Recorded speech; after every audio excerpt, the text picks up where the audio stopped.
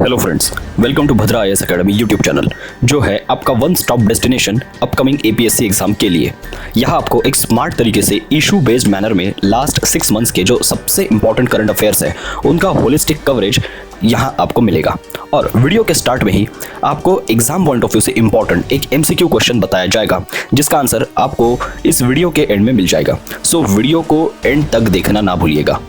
और आज का एमसीक्यू क्वेश्चन है, which of the following service does a payments bank can not offer. आपके ऑप्शंस है A accept demand deposits, option B remittance services, option C debit cards and option D credit cards.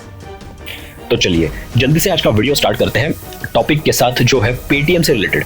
जी हाँ, चाय से लेकर electronics तक और grocery से लेकर क्लोथिंग तक किसी भी शॉप में आप चले जाएं तो उनकी इन्वेंट्री पूरी की पूरी चेंज हो जाएगी, लेकिन एक चीज जो नहीं बदलती वो है यूपीआई। इंडिया में 2016 के बाद से जो डिजिटल एंड स्पेशली यूपीआई का रिवॉल्यूशन आया है, उसके बाद से ही जो कंपनी हमेशा चर्चा में रही है और हर दुकान में जिसका साउंड बॉक्स एंड क्यूआर आपको देखने को मिलता है, उस पेटीएम करो की धुन को आरबीआई ने शांत कर दिया है।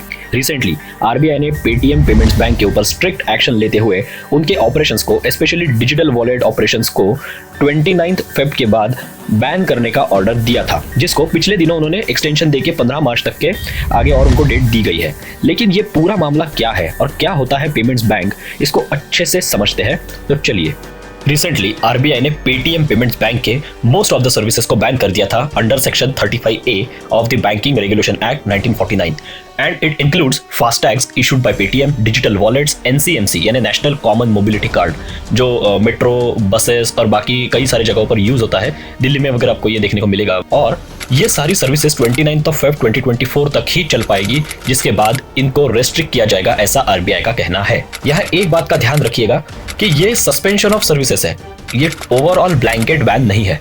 मतलब पेटीएम पेमेंट्स बैंक का लाइसेंस यहाँ कैंसिल नहीं हुआ है, बस उनके ऑपरेशंस को, और वो भी शायद टेम्पररीली रोक दिया गया है। और हाँ, इन सब के बावजूद पेटीएम का जो यूपीआई है उस पर कोई इफेक्ट नहीं पड़ेगा, ये भी कंपनी की तरफ से क्लैरिफाई किया गया है। लेकिन ऐसा क्या हुआ कि पेटीएम जैसे इतने बड़े एंड पॉपुलर ब्रांड को डायरेक्टली बैन करने जैसा स्टेप आरबीआई को लेना पड़ा? वन वर्ड में अगर इसका आंसर जानना चाहेंगे तो वो है नॉन कंप्लायंस। पेटीएम को इसके पहले भी कई बार आरबीआई की तरफ से फटकार लग चुकी है। यहाँ तक कि 2022 में ही पेटीएम पेमेंट्स बैंक में अब कोई नए कस्टमर्स को नहीं लाया जाएगा, ऐसा आरबीआई की तरफ से ऑर्डर किया गया था और किसी इंडिपेंडेंट ऑडिटर के थ्रू डिटेल्ड ऑडिट करवाने को भी कहा गया था। उसके बाद 2023 में पेटीएम पर 5.39 करोड़ का फाइन भी आरबीआई की तरफ से लगाया गया था for non compliance. Actually Paytm ने अपने वॉलेट एंड पेमेंट्स बैंक के लिए कस्टमर्स को जो केवाईसी करवाया था ना, वो था अपने डिजिटल वॉलेट के लिए, लेकिन उसी के साथ उनका पेटीएम पेमेंट्स बैंक का अकाउंट भी इन्होंने खोल लिया, जिसकी कस्टमर्स को कोई जानकारी नहीं थी। और जो केवाईसी की प्रोसीजर भी थी, एज इन जिस तरह से एजेंट्स हायर करके कमीशन बेसिस पर केवाईसी लिया गया कस्टमर्स का, उसमें बहुत सारे लैप्सेस थे। मतलब कुछ स्कीम्स वगैरह भी आपने देखी होगी, जिसमें जो एजेंट हायर किया था वो एजेंट ने भी आगे और सब एजेंट्स हायर करके कमीशन बेसिस पे वो काम चलाया था और इसमें कुछ धांधली हुई थी, ऐसा कई जगहों पर न्यूज रिपोर्ट्स आई थी। और इवन जो पेमेंट बैंक के लिए एक मैक्सिमम डिपॉजिट अमाउंट अलाउड है, जो कि बाय द वे 2 लाख रुपए है, उससे भी ज्यादा के अमाउंट्स लिए गए और ये भी आरबीआई के बैन का वन ऑफ द रीजन है। लेकिन सबसे बड़ा जो कंसर्निंग इशू था वो था केवाईसी डेटा के सिक्योरिटी का इशू। एक्चुअली पेटीएम की जो पेरेंट कंपनी है 197 कम्युनिकेशंस लिमिटेड, उसमें कुछ चाइनीज ग्रुप जैसे and group and Alibaba group के इनडायरेक्ट शेयर होल्डिंग्स है, ऐसा भी कहा जाता है। और इन इन्वेस्टर्स के थ्रू इंडियंस का केवाईसी डेटा चाइनीज गवर्नमेंट को एक्सेसिबल होना अपने आप में एक बेहद डरावना सिनेरियो है। इसी टॉपिक के रेलेवेंस में हम लोग कंसेप्ट एक बार ब्रीफ में देख लेते हैं कि पेमेंट्स बैंक एक्चुअल में होता क्या है। मतलब एक नॉर्मल बैंक और पेमेंट्स बैंक में क्या फर्क होता है। तो देखिए, पेमेंट्स बैंक का जो ओरिजिन है वो अगर ट्रेस करें तो इंडिया में lower income groups and disadvantaged sections of society, इन तक ये पहुंचा जाए, एज इन जो ओवरऑल फाइनेंशियल इंक्लूजन को लाया जाए, इसलिए आरबीआई ने 2013 में नचिकेत मोर कमेटी बनाई, जिनके वन ऑफ द रिकमेंडेशंस में पेमेंट्स बैंक का भी मेंशनिंग था। बेसिकली जहां नॉर्मल बैंक्स का पहुंचना because of the geography of the region difficult है, जैसे सिक्किम, लद्दाख, नॉर्थ ईस्ट वगैरह रीजन्स हैं, वहाँ पर जो स्टाफ को रहने के लिए एक फैसिलिटीज़ चाहिए, एक ब्रांच को एक्सपांड करने के लिए, प्लस उसके लॉजिस्टिक्स एंड बाकी ऑपरेशंस के लिए जो रिक्वायर्ड चीज़ें हैं, वो जहाँ पहुँचाना बहुत डिफिकल्ट है या ऑलमोस्ट इम्पॉसिबल है, वहाँ तक भी फाइनेंशियल इंक्लूजन को पहुँचाना पॉसिबल हो पाए, ये ओवरऑल पेमेंट्स बैंक के इस कॉन्सेप्ट के पीछे का मोटिव है।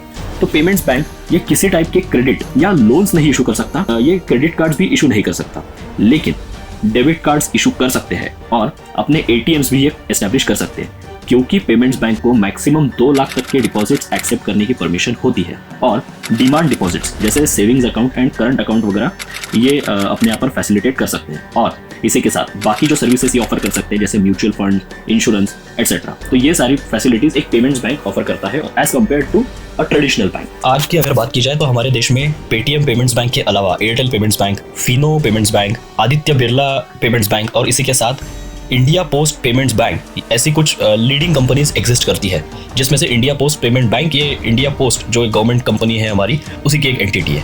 एक पेमेंट्स बैंक को एस्टेब्लिश करने के लिए मिनिमम 100 करोड़ का कैपिटल होना जरूरी है, with their promoters contributing at least 40% of the capital. और कमर्शियल बैंक्स इसके कंपैरिजन में अगर देखा जाए तो वहाँ 500 करोड़ का paid up voting equity capital होना जरूरी होता है।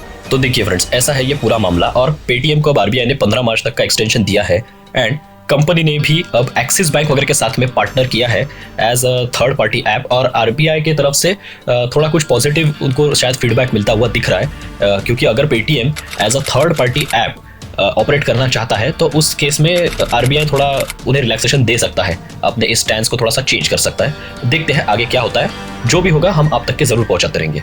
और आज के एमसीक्यू क्वेश्चन का आंसर अब देख लेते हैं। तो आंसर है ऑप्शन डी, क्रेडिट कार्ड्स। तो चलिए फ्रेंड्स, अगला वीडियो भी हमारा जो है वो APSC exam point of view से बड़ा ही इंपॉर्टेंट एक टॉपिक है, उस पर आने वाला है। So stay tuned and subscribe to our Bhadra IAS academy YouTube channel.